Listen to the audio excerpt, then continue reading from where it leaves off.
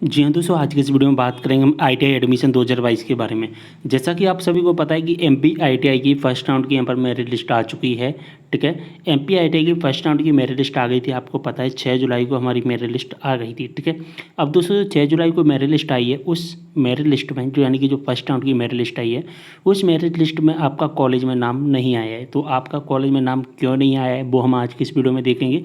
साथ ही क्या कॉलेज का जो कट ऑफ है वो ज़्यादा गया है, साथ ही क्या आपकी जो परसेंटेज कम थी, और दोस्तों क्या आपकी 85% है फिर भी नाम नहीं आया है।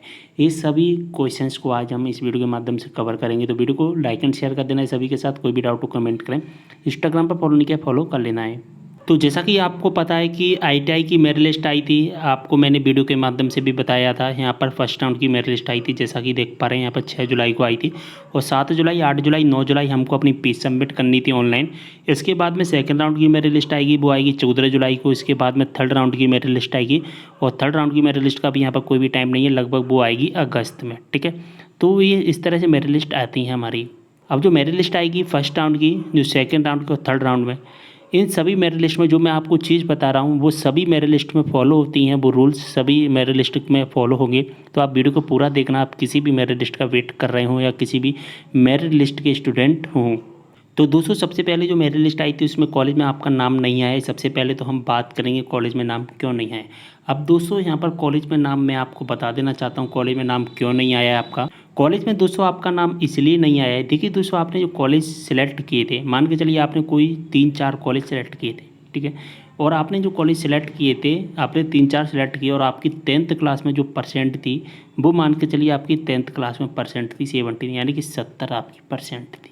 अब दोस्तों जो कॉलेज का जो कट ऑफ गया है, जो कॉलेज आपने सेलेक्ट किए थे उन कॉलेज का जो कट ऑफ गया है वो गया है सभी का, किसी एक का 71, एक का 72, एक का 75, एक का 80। अब दोस्तों जो मेरिट लिस्ट आती है आपको पता है वो किस बेसिक पर आती है। जो मेरिट लिस्ट आती है हमारी वो आती है 10th क्लास की मार्कशीट के आधार पर, यानी कि 10th क्लास के नंबर पर आधार पर। आप दोस्तों जो आपने कॉलेज सेलेक्ट किए थे चॉइस फिलिंग में, उन चॉइस फिलिंग में जो कॉलेज सेलेक्ट किए थे उन कॉलेज का जो कट ऑफ गया है, जैसा कि देख पा रहे हैं, मान के चलिए यहाँ पर गया है 71, 72, 75, 80। तो ये 72, 75, 80 आपका कट ऑफ गया है, और आपकी परसेंट थी 10th क्लास में 70%। तो यहाँ पर दोस्तों आपका परसेंट कम होने की वजह से 10th में, और कॉलेज का जो कट ऑफ है वो ज़्यादा जाने की वजह से आपका कॉलेज में नाम नहीं आया है।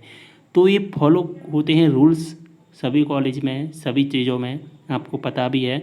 अगर आपकी मान के चलिए परसेंट थी 80, ठीक है, आपकी परसेंट थी 80 और आपने कोई कॉलेज सेलेक्ट की, उन कॉलेज का कट ऑफ गया है 79, किसी का 75, किसी का 60। तो फिर दोस्तों क्या होता है, फिर आपका कॉलेज में नाम आ जाता है। लेकिन अगर इसी कॉलेज का कट ऑफ अगर मान के चलिए ज़्यादा चला जाता, 85, 90, 95 कट ऑफ चला जाता, तो फिर आपका कॉलेज में नाम नहीं आता है। तो दोस्तों आपको पता चल गया कि कॉलेज में नाम क्यों नहीं आता है। तो कॉलेज में नाम इसलिए नहीं आता है क्योंकि जो कॉलेज का जो कट ऑफ होता है वो ज़्यादा जाता है। कॉलेज का कट ऑफ ज़्यादा जाने की वजह से आपका कॉलेज में नाम नहीं आता है। और दोस्तों आपकी जो परसेंट होती है 10th क्लास में वो कम होने की वजह से भी आपका नाम नहीं आता है।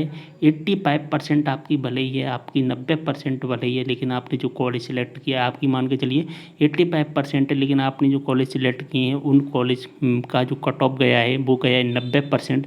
तो फिर आपकी 85% का कोई भी मतलब नहीं है, क्योंकि आपके कॉलेज का कट ऑफ ज़्यादा गया, भले ही आपकी 85% है। तो दोस्तों यहाँ पर जो कॉलेज का कट ऑफ ज़्यादा जाने की वजह से, आपकी परसेंट कम होने की वजह से आपका कॉलेज में नाम नहीं आ पाता है। तो ये रीजन्स होते हैं कुछ जो मैंने आपको बताए हैं। तो ये फर्स्ट राउंड सेकंड राउंड सभी में फॉलो होते हैं। अगर आप अपनी आईटीआई में एडमिशन लेना चाहते हैं और अगर आपका नाम नहीं आया है तो फिर सीधी सी बात है कि आपका जो कट ऑफ है कॉलेज का वो ज़्यादा गया है, यानी कि हाई कट ऑफ गया है।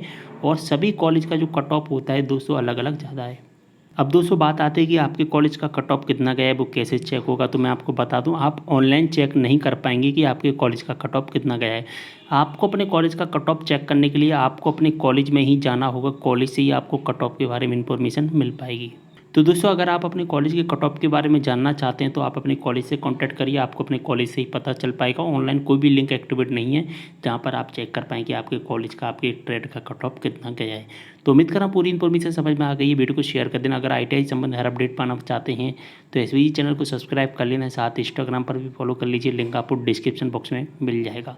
ठीक है, तो वीडियो को शेयर करना है। मिलते नेक्स्ट वीडियो के साथ, तब तक लिए बाय।